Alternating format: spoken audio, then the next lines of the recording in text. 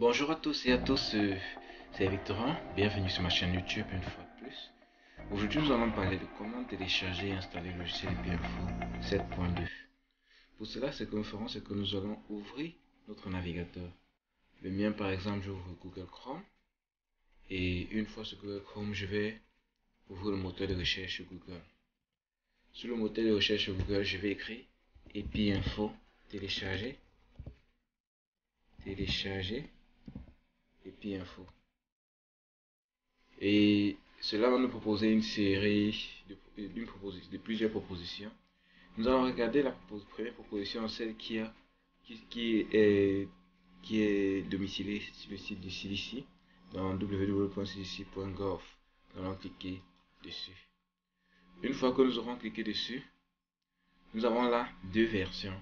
Une version zippée, une version installable.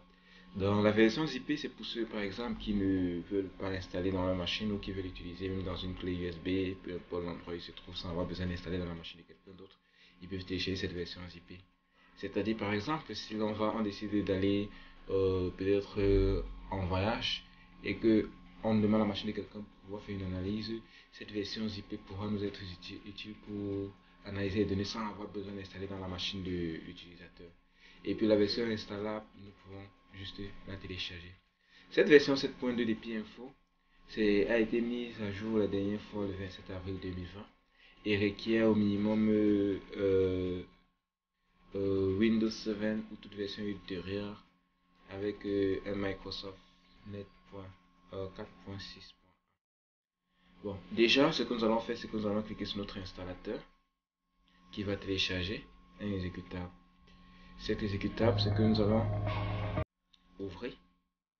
Nous allons ouvrir et lancer l'exécutable. Une fois l'exécutable lancé, nous allons voir, il va s'afficher là et nous demander, nous cliquons sur Next et sur Install.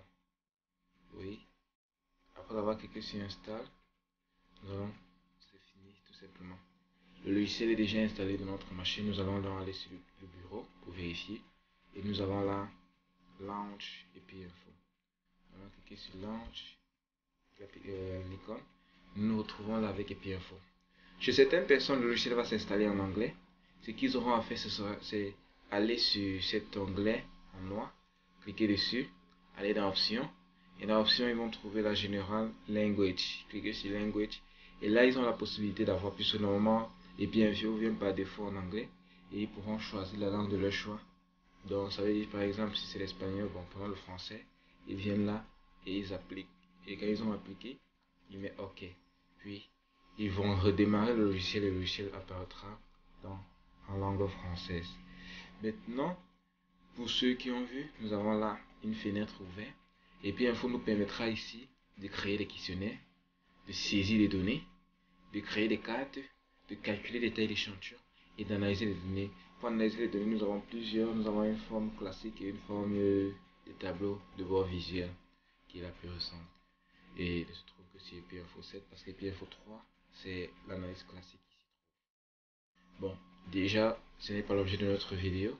Lors d'une prochaine vidéo, nous parlerons de comment créer un questionnaire et comment le saisir, puis comment analyser les données. Nous vous remercions d'avoir suivi cette vidéo. Si jamais cette vidéo vous a intéressé, nous vous prions de vous abonner à notre chaîne pour nous encourager.